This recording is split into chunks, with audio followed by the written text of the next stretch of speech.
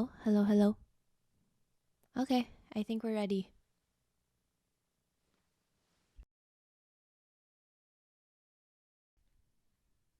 Hello, welcome back to a new episode of Our Safe Space. And today I am here with the director of Maxis Group Inc.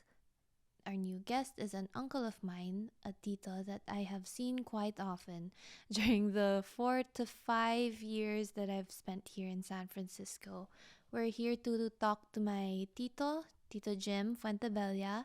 He is also a graphic designer, so a lot of our conversations during our time together have consisted of that him helping me and me learning from him a lot about graphic design. And as I always start my episodes, I want to ask you, Tito, how are you really? Like right now, I think I'm good. It's a beautiful sunny day. Warm. It hasn't been warm in a while, and I think that warmth in your body, you just have to know that you're feeling good.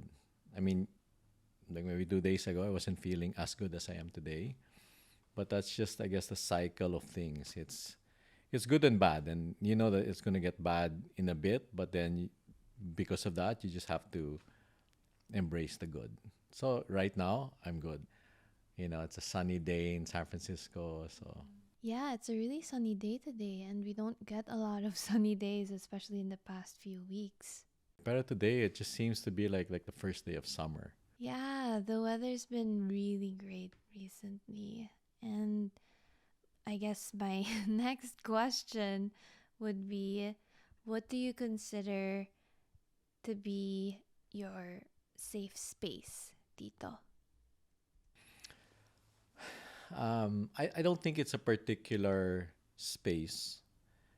I think it's like when I buy coffee and cappuccino oat in particular. So wherever I am in the world, I think that moment in time creates a safe space for me. And I say that because these are the times when I know I have it for myself.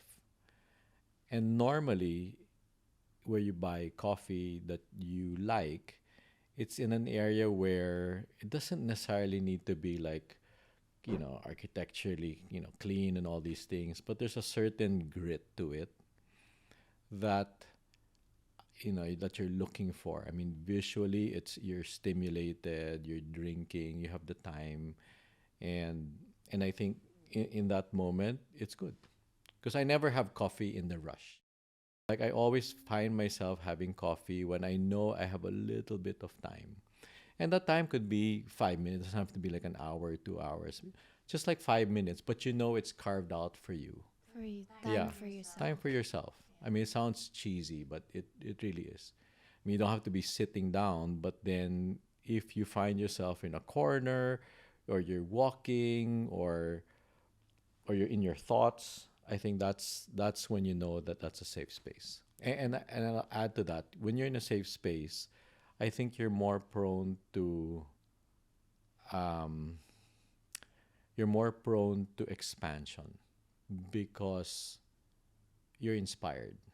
And inspiration doesn't have to be like super sensorial, but the fact that you feel good, like when you asked me today how I am, when you feel good, like there's a certain alignment that happens, I guess, in your body, and you're more receptive to stimulus. And if you're just aware of what that stimulus is, it could be color, it could be the temperature of the air, it could be someone's vest that they're wearing. I mean, these are the things that you become a little more sensitive to. And then you take that in, you record it, and then you can play back when you need it. And as you were saying earlier, Tito, safe spaces don't have to particularly be a physical space. It can be an experience for yourself or a thing that makes you feel comforted or comfortable, or it can be people. My dad, who was on here a few episodes ago, mentioned that his safe space is his family. So, yeah, it can definitely be people, can definitely be places as well, can definitely be experiences. For me, as touristy as it is, I like going to the Palace of Fine Arts. To sometimes I'll just sit there and chill with my cousin or some friends, have a picnic. It's really nice and makes me feel good, especially on a sunny day like today. But yeah, that is a safe space for me. And actually, a similarity that we have that I obviously wanted to talk about is that we are both graphic designers. And I was just wondering, how did you come about to becoming a graphic designer, and how did you discover graphic design? Because I think I heard that you started out in business school or studying in business school, and then you discovered graphic design as something you could actually do later on. Yeah, I saw. I've always liked art. I'd always liked drawing. I mean, um, I've always been in competition in like grade one or grade two for art contests and stuff like that, and drawing the logo of Superman, and I liked working with that, but I didn't know what that was. And so you kind of go through school, you go through college, and you're just kind of getting pushed, right? Because people do that, so you get pushed to it. And in so we're in the restaurant business, and it just made sense to be in business because you can obviously apply yourself in the family business. And then first year, it's okay. Second year, as taking classes that I needed to, that I couldn't really grasp, and accounting is one of them. And I was fearing it because I didn't like math didn't make sense to me, numbers and all these things. And as soon as and when I needed to take accounting class, I said, "Give me the easiest teacher and put me in the first seat in the classroom." And I still got a C minus. After all of that, I got a C minus. And I think I was cheating. I was trying to just get my ass out of that class with a decent grade. And so the more business classes I was taking, the more I was actually getting in a rut, and I wasn't happy. And I think now that I'm thinking about it, I was actually scared because I didn't know if I could finish it, and I didn't know how to apply myself. And then I met somebody in school at that time who was taking advertising, and I asked her what classes she was taking, and she said I was taking figure drawing and I was taking all this color and all that. And I said, "Oh my God, that sounds like play to me," and I couldn't believe that you can get a major in that, a degree. And so I was looking at those classes, and graphic design was one of them. And then when I read the curriculum on graphic design, it had a lot of things that resonated with me when I was a, a young boy. And so I went to the dean at the time, and she goes, "Are you sure you want to get out of business and get into art school? Because this isn't like exploration to the arts, which is like a bonehead class in art that you needed to get through in school." And I said, "I know what I'm getting into." And she goes, "Because art is it's a discipline." And so I said, I am committed. I know what I'm doing. La la la. And the first class that I saw, having toured the school at the time, intimidated me because it was really clean art and really good conceptual art as well in graphic design. And I didn't know how they did it. But when I graduated in fourth year, my work looked like that already. So it was just channeling, and I really remember um, enjoying the classes I was taking. When with graphic design, like even for me in high school, I didn't know that this was something that you could do as a profession. I didn't know that you could study it in college, and I didn't know that it was something you could get a job at after you graduate. I didn't realize that this was something that you could do professionally. And the way I discovered it was I really liked magazines from back home, like especially Preview. I loved Preview. when they had print magazines, I would buy them all the time. And it always intrigued me, and I was always in awe of, magazines, packaging. And I was like, okay, people do this, but what do they study to make all of this fun and conceptual designs, packaging, logo, and like branding? And it was actually here in San Francisco. One time I was with my dad at William Stout Books. Store, yeah. Yeah, and there was a book. It was a branding book there, which is actually right in front of us. But I was looking through it briefly in the bookstore. I just found it so cool. And my dad was like, "Hey, do you want that book? I'll buy it for you." I was like, oh, "Okay."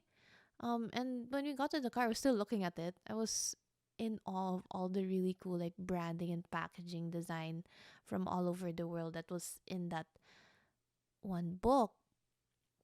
And I asked my dad, so I asked my dad, so like, what do people that do these things, like, what do they study? Because at that time, I wasn't here for college. I was doing campus tours. So it was probably the summer before we had to start applying to college. And my dad was like, oh, that's graphic design. I was like, oh, okay. And yeah, it was that book and all the influences from back home that started it all, I think, for me. And it's very different for everyone when I ask about how they discovered graphic design. But a lot of people, like, I've always heard it, or I've heard it quite often, na, yeah, I didn't know that this was something that you could You do. could do. So there are two things. Um, One, I could have gotten into graphic design, become a graphic designer here in the United States. But I chose the other path. I went back home to Manila and I helped with the family business. But I was doing the graphic design part of it. So it was almost like a shoe in. I did the packaging of Max at the time. This was 1993. And I remember the move that I sort of did was push for craft paper and one color ink, which was black. And I remember getting a lot of resistance because black was the color associated to death versus, say, red. And I didn't question the association of color at that time because a lot of the work that was done here in San Francisco that was good used the color black. So when I got home, I was understanding um, that there are certain cultural things that were in place already that coming from, I guess, the West Coast, when you come in, you get into a little bit of a clash. But, from 1994 to 2022, I'm not a graphic designer per se. So I've been in charge of the advertising committee at the time, and then I did, so all the marketing people were under my responsibility, and then from that I did the brand, and I was also in charge of design and engineering for the stores that we had.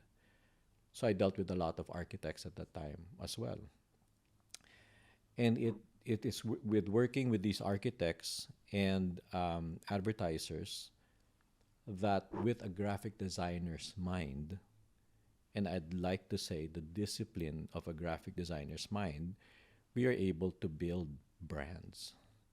And we're able to create a portfolio of brands that we are proud of, that many people can enjoy, not just because you're in art school or you're a graphic designer, but design in general, where things are well thought of, and and it allows the human experience to just get better. And graphic design has a lot to do with that. And and you're talking earlier about having to define spaces or define, I guess, jobs and titles and all that. But in reality, these worlds collide with each other.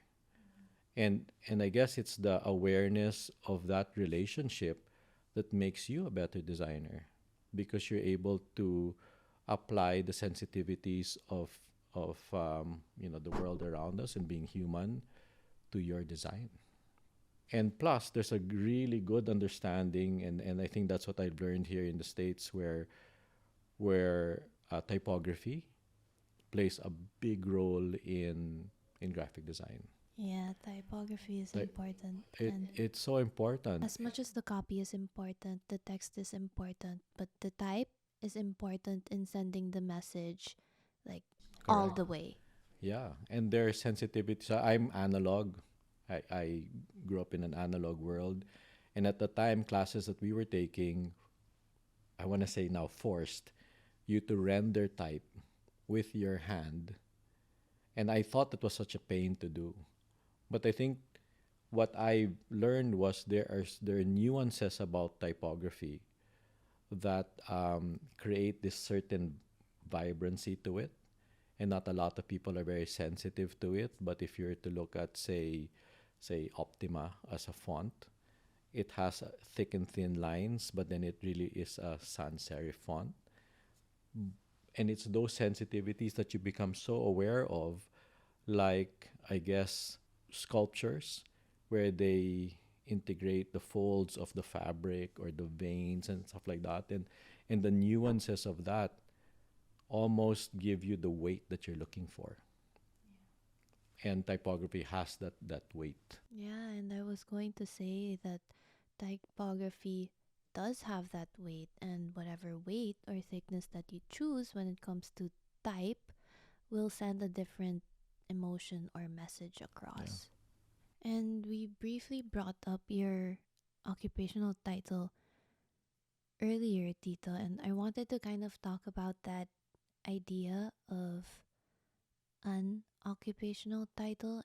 And I guess for me right now, it's graphic designer. But for you, Tito, you were a graphic designer, and that title has changed and evolved over time. And that's also something that I have learned from one of my professors here in CCA, which is, the title that you have now is not the title that you'll have in 10 years. It's going to change as you evolve and as you grow as a designer. So, yeah, Tito, I was just wondering what your take is on that. Yeah. So I graduated with a degree in graphic design, but I never had a business card that read Jim Fuentebella, graphic designer.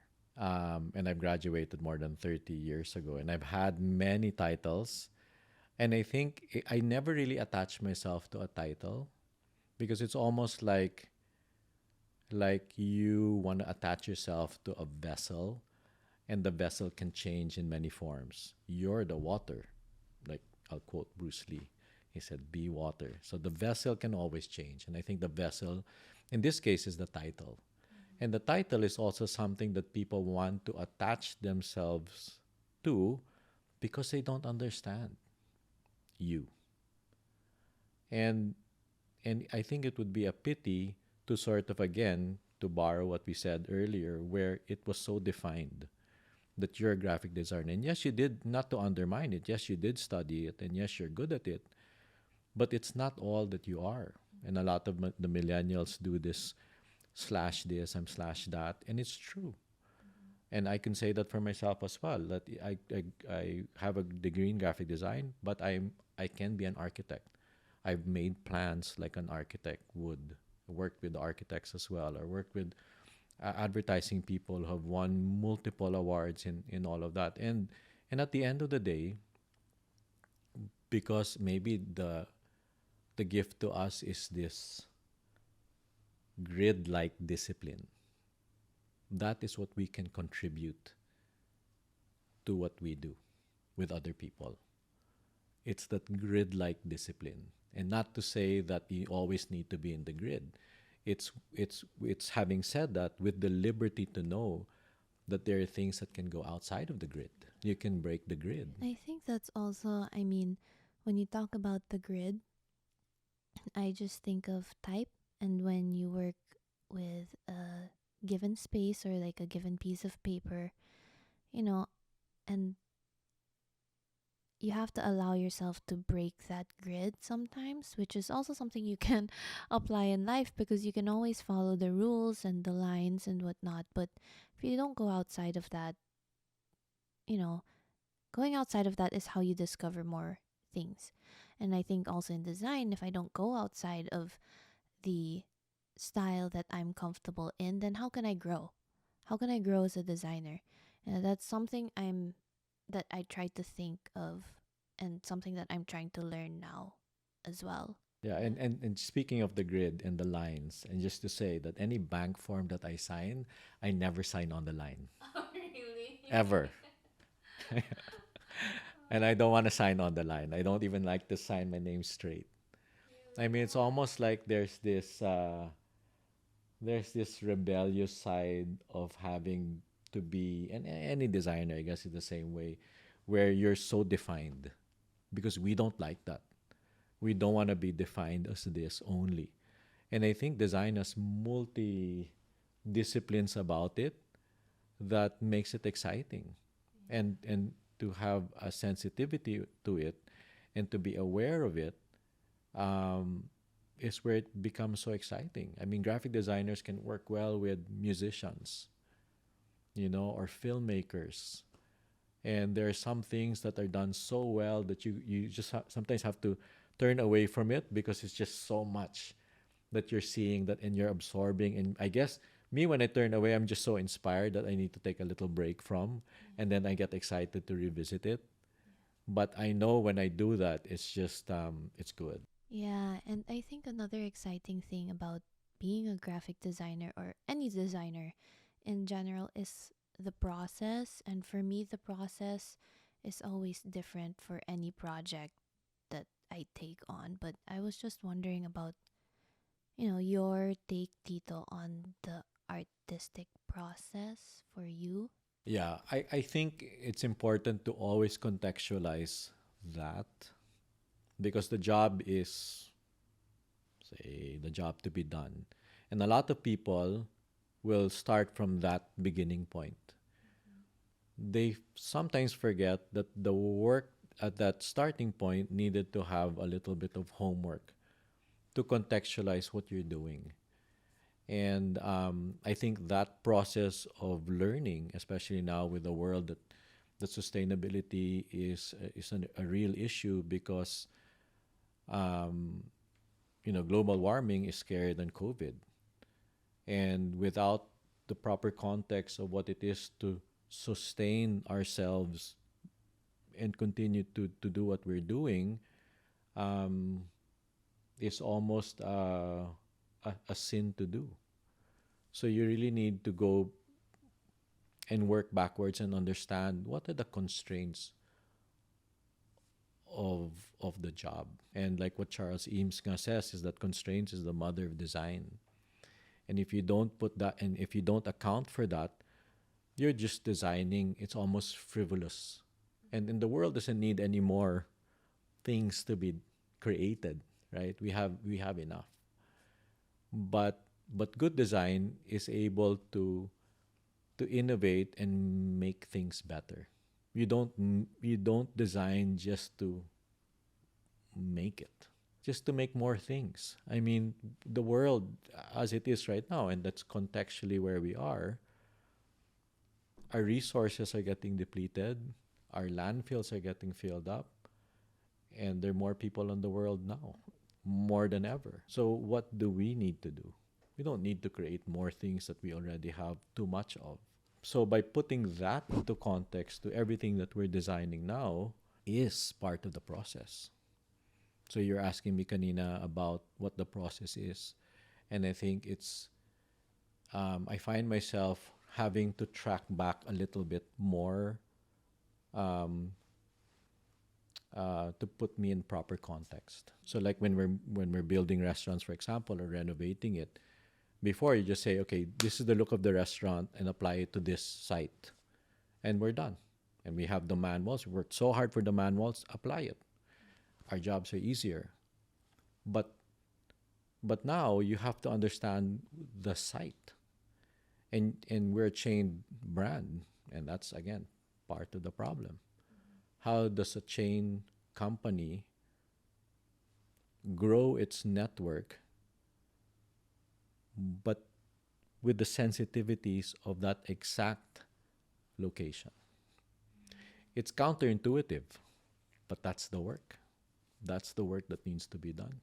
And I think our processes are very different. And what I learned and what I got from what you just said is that, you know, as I grow as a designer, my artistic process will grow and will change as well. And speaking of the arts, which we've been talking about for the past how many minutes, I stumbled upon a photo of you, Tito, with one of your artworks, your yellow neon sculpture that you made.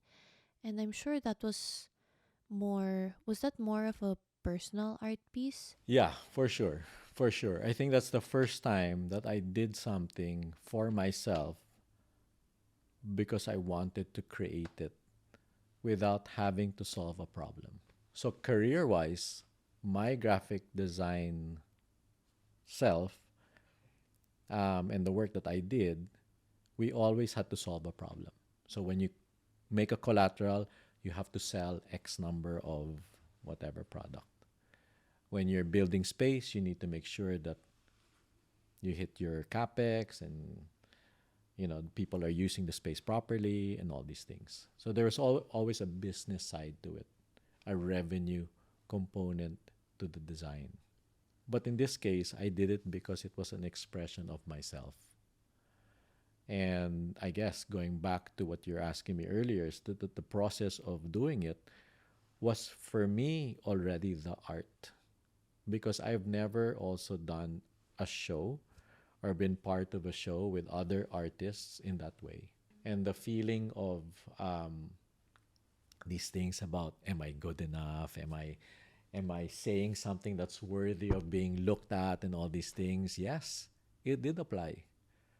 I mean, I've done so many stores, I've done talks and all these things, but then the moment that person asked me to be part of the show, you're right there again.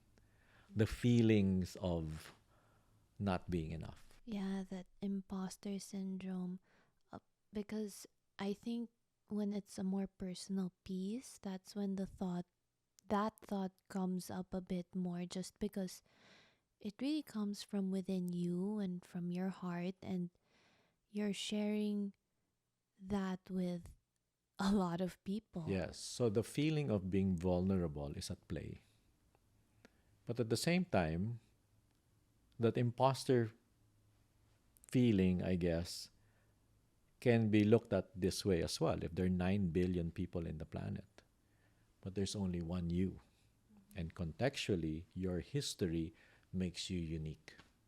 Even if we share a lot of things in common because we're human beings, there's only one Bea and only one Jim.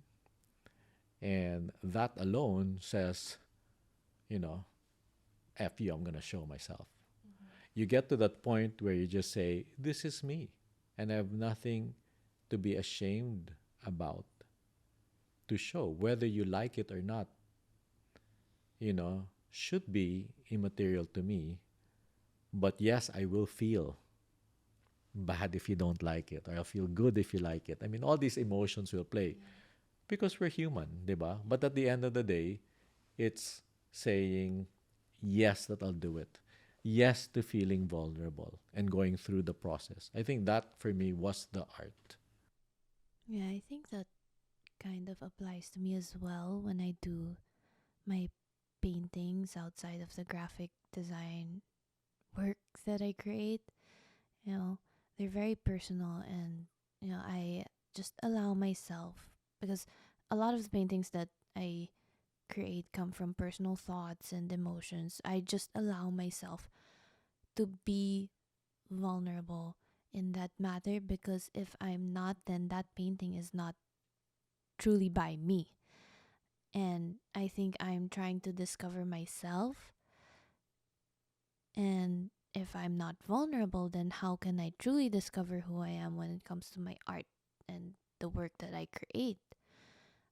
But also that idea of imposter syndrome comes into my graphic design work as well.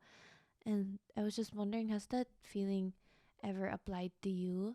When I was younger, admittedly, when I was younger, because when you're young, also you're not as exposed or haven't seen as many things as older people do. So just on the chronology of that, yes, because you will see things that you like, and you will naturally mimic it or copy it. The older you get, you will see that there's a difference between copying and being inspired from.